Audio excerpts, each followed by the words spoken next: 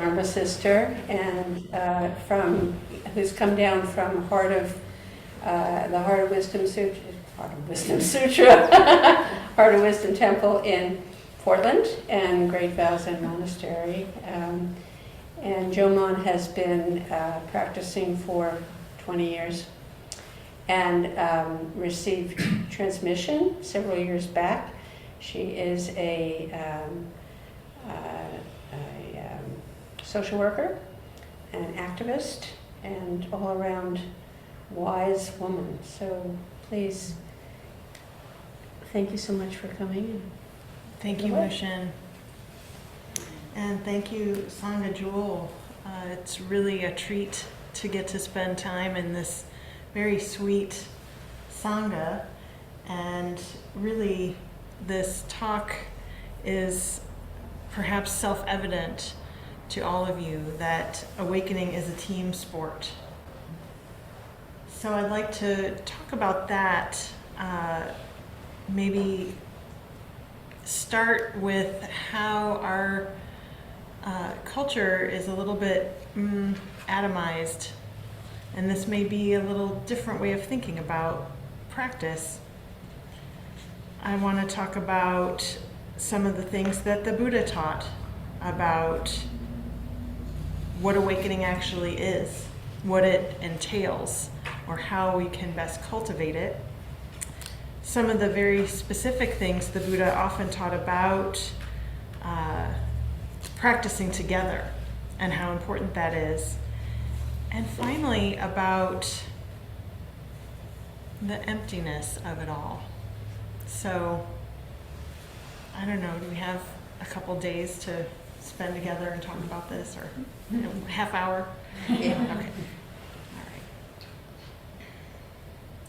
There is an idea or an image of the solo practitioner, the hermit in the cave, and that's a popular image.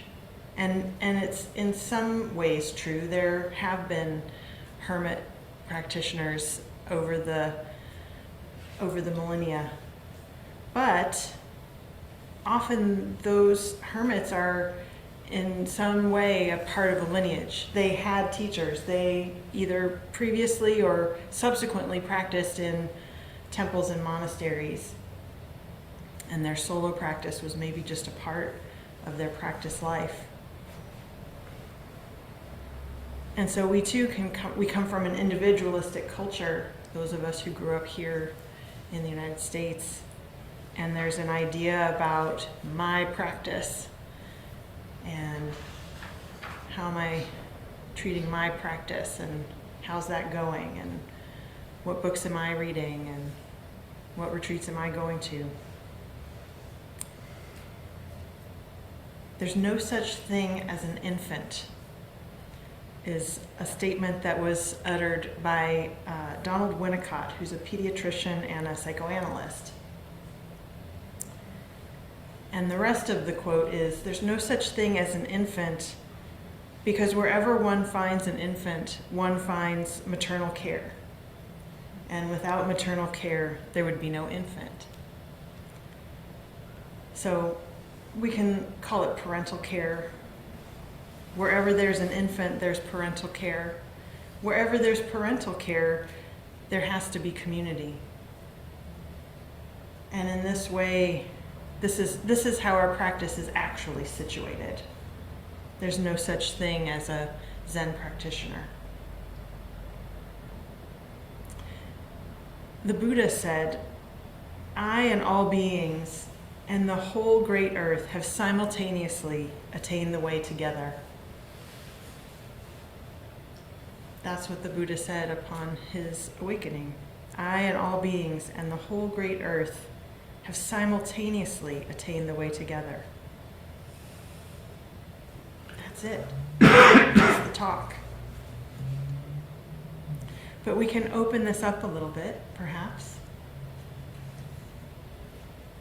One of my remote teachers, Jon Kabat-Zinn, I'm in that lineage of mindfulness-based stress reduction teachers.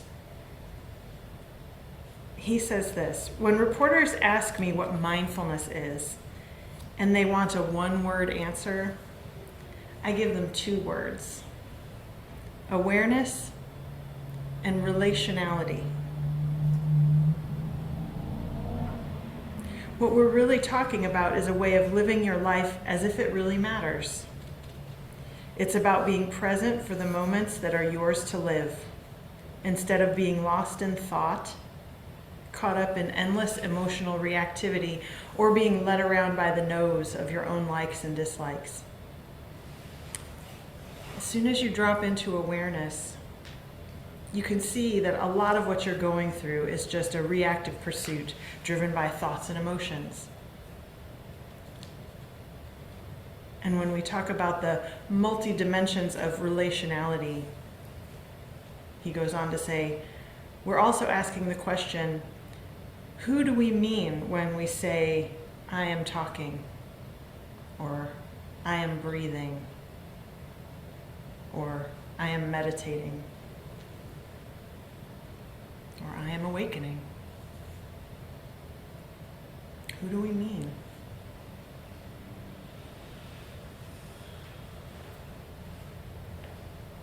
So what is this team sport of awakening?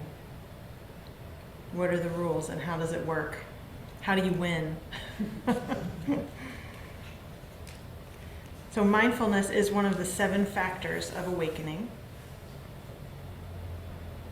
And it is a balancing factor of the remaining 6. So we can divide those remaining 6 into 2 different kinds of factors that help us in awakening. There's passive and active factors, sort of imperfect categories, but you'll get the gist.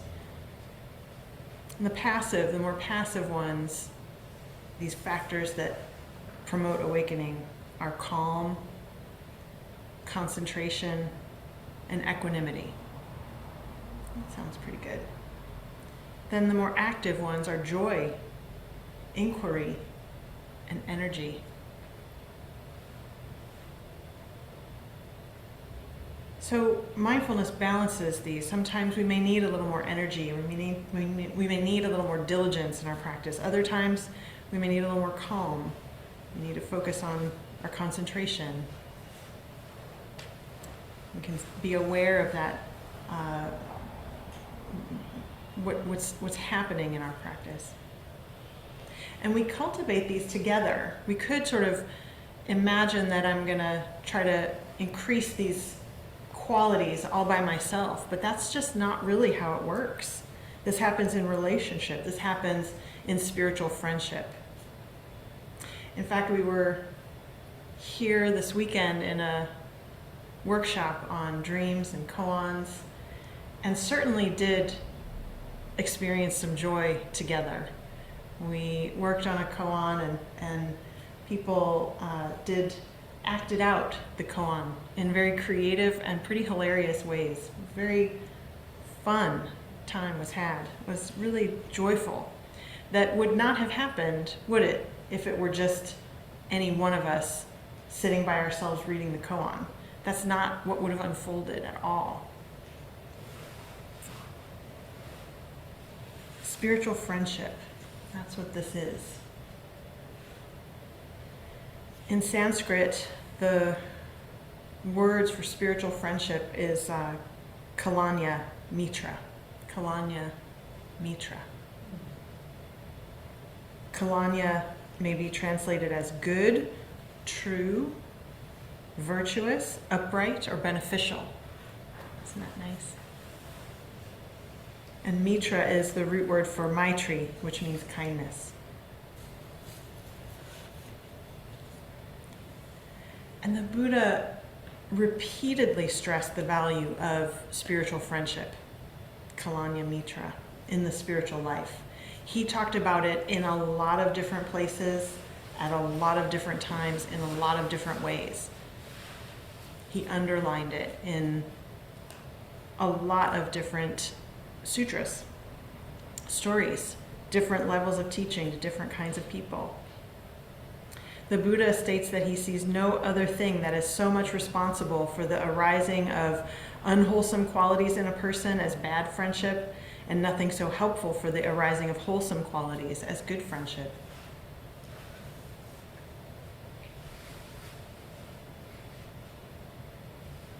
The translator and practitioner Bhikkhu Bodhi likens our early practice years to being like a chameleon. We may take on the appearance of Dharma practitioners, but it's a superficial likeness. It actually takes a longer time, a concerted effort. It takes repetition, maybe years of practice, for the changes to really penetrate to the roots, for our structure to change, for it to really get into the body, for our habits to reflect the teaching through and through. But this is just the way our brains work. That's what's apparently being discovered in scientific circles. And in my unscientific oversimplification, the more you do a thing, the more you can do that thing. Right? I mean, we can know that from our own experience. The more you do a thing, the more you can do that thing. The Buddha said that we literally become the people we associate with. He said, if you wrap rotting fish in a blade of grass, it eventually makes the grass smelly. Likewise, you will become a fool if you associate with the foolish.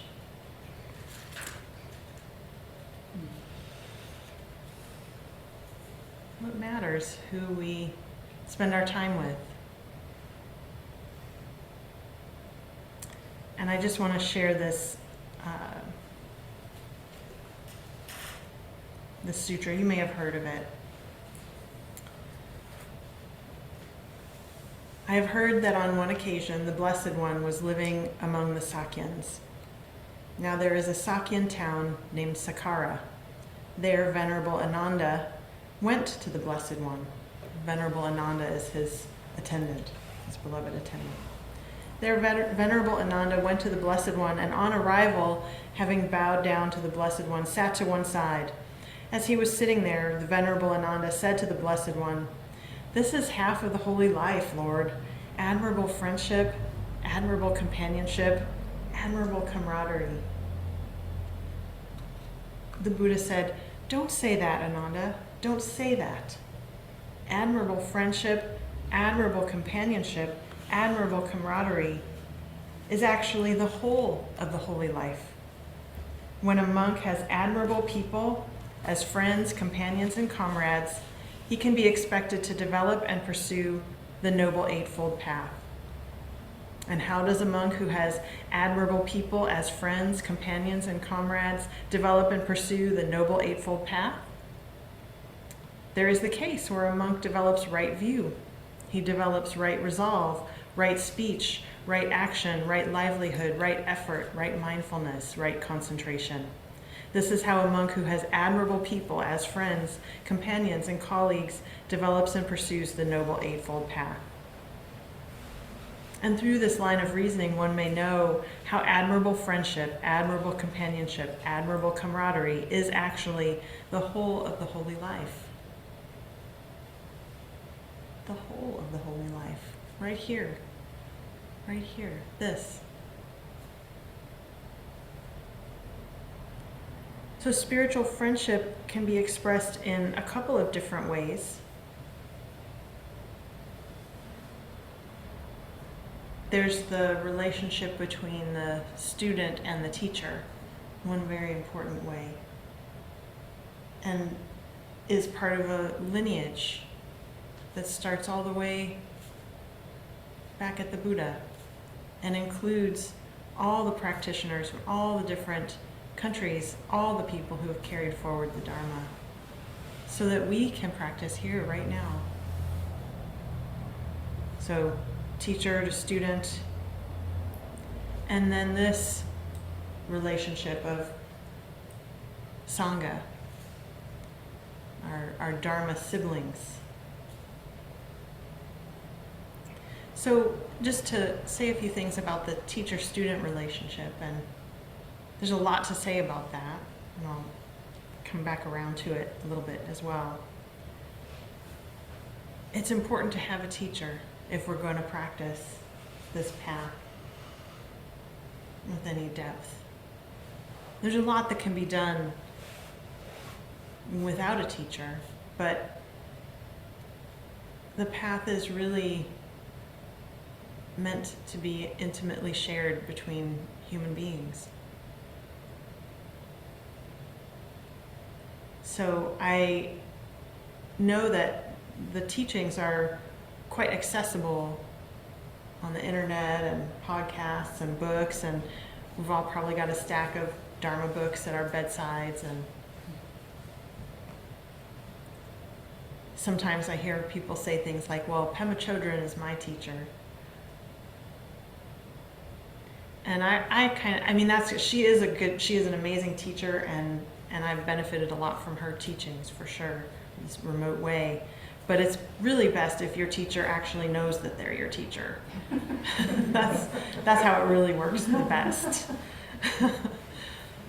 To let yourself be known. So that requires showing up too.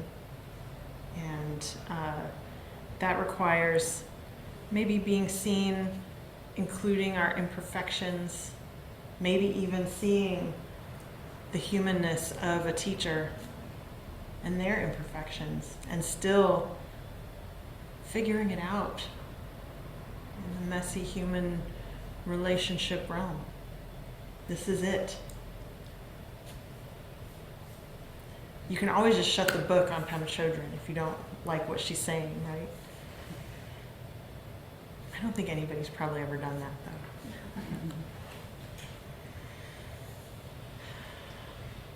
I'll say more about that in a minute. But also the Sangha friendships, your Dharma siblings, and the way of taking care of this practice place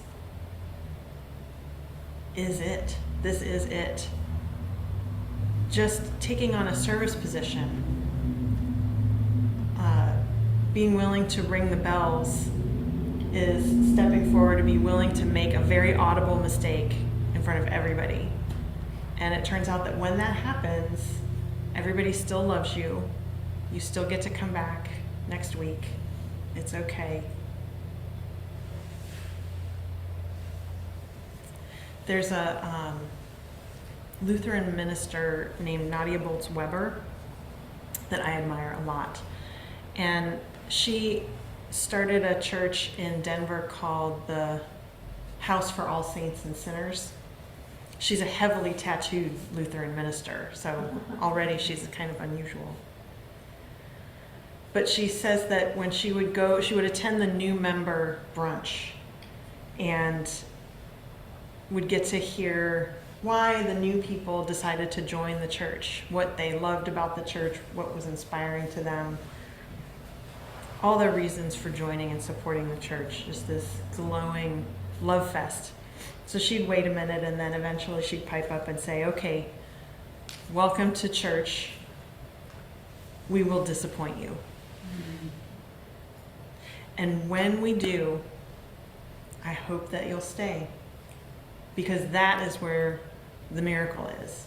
That is where the work is. That is where God is. Sometimes Sangha is seen as a bag of jagged rocks that are just jostling about and smoothing each other over. Sometimes it's compared to that. And sometimes it's like that. Sometimes it's harmonious, which is lovely.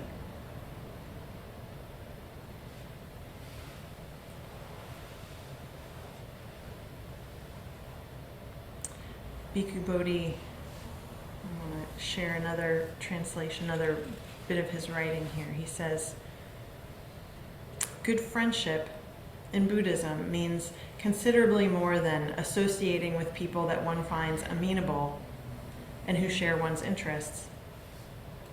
It means, in effect, seeking out wise companions to whom one can look for guidance and instruction. The task of the noble friend is not only to provide companionship in the treading of the way. The truly wise and compassionate friend is one who, with understanding and sympathy of heart, is ready to criticize and admonish, to point out one's faults, to exhort and encourage, perceiving that the final end of such friendship is growth in the Dhamma. The Buddha succinctly expresses the proper response of a disciple to such a good friend in a verse of the Dhammapada. If one finds a person who points out one's faults and who reproves one should follow such a wise and sagacious counselor as one would a guide to hidden treasure. Now that is not what you'll get in a book by Pema Chodron, a personal reflection that may be challenging, hopefully gently challenging, hopefully also encouraging, hopefully one that feels supportive and is based in a relationship of knowing who you are. You can feel seen and understood, but also it's a willingness for your teacher to encourage, maybe if you're wandering off the path.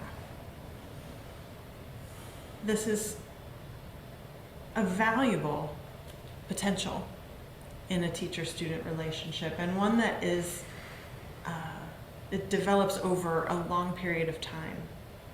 To have that kind of trust, to have that kind of willingness on both sides of that relationship. And to find someone who's capable of that it truly is a treasure.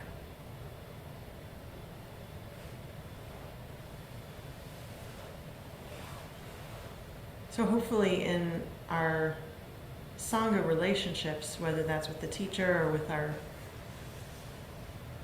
Dharma siblings, that there's a tone of respect, which I certainly do feel here in this community. And hopefully you feel like you can ask for help if you need it. And that you feel like it's your responsibility to reach out, maybe, or to let people know how you're doing.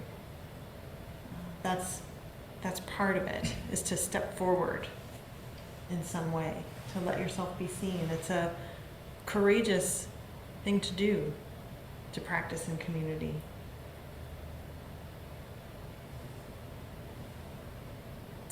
I certainly have experienced in my own experience of Sangha and being around people further along on the path, like Mushin and others, getting to be in a group of long-term practitioners or participating in a class or being around other people who've practiced for a long time, I could feel my own growth happening. It was like being on the junior varsity or something, right? Like, I need to be in the room with them and just hear how they view practice. What does 20, 30, 40, 50 years of practice feel like?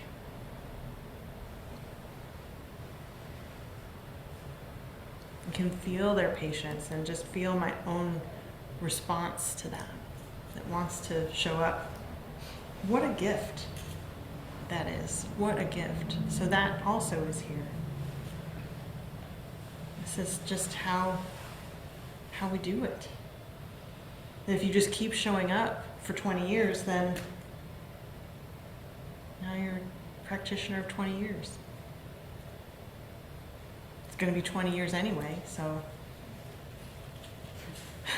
at least it was of benefit, I hope.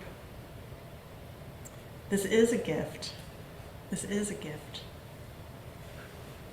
And maybe you've done a meal chant that says something like, may we realize the emptiness of the three wheels, giver, receiver, and gift. May we realize the emptiness of the three wheels: giver, receiver, and gift. I think it's good to realize this sooner than later in your practice.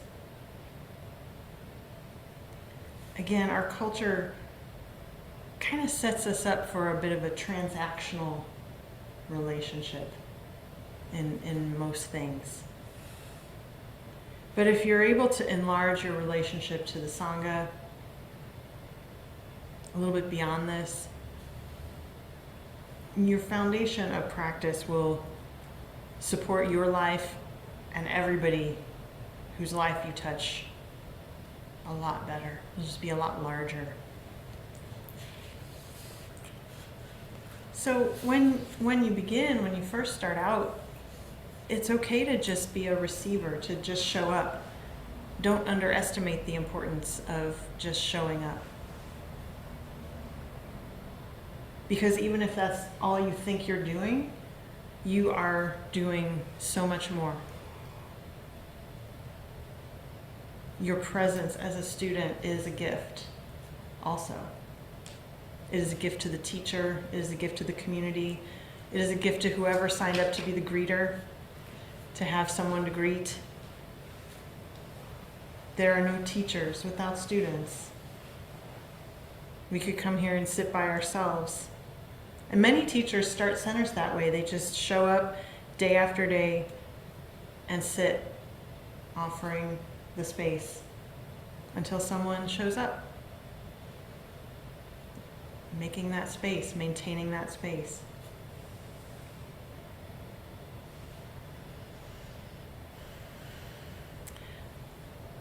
Jon Kabat-Zinn, who really has changed the world by making practice widely accessible. It's said when in the 60s he went to a talk about Zen by Philip Kapleau Roshi, and there were only 3 people in attendance at that talk. So I wonder if Kapleau thought, oh, well, I'm sure he didn't, but you could say this was not a successful talk, right? There were only 3 people there. But it changed the world.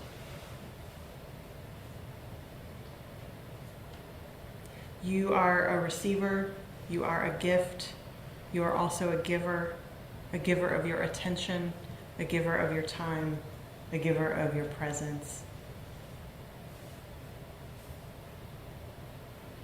If you take up this part of the relationship, you will find it is a much deeper experience. Because being a giver, we end up receiving so much more. And if you step forward, if you take responsibility for some aspect of your Sangha, then it's no longer they, is it? It's we. You belong. You're part of the team. You always were. And you always will be. So what a gift. So I'd love to hear your experience of how this is expressed in your Sangha. What is your experience? How you step forward in some way, or any questions or comments. Thank you.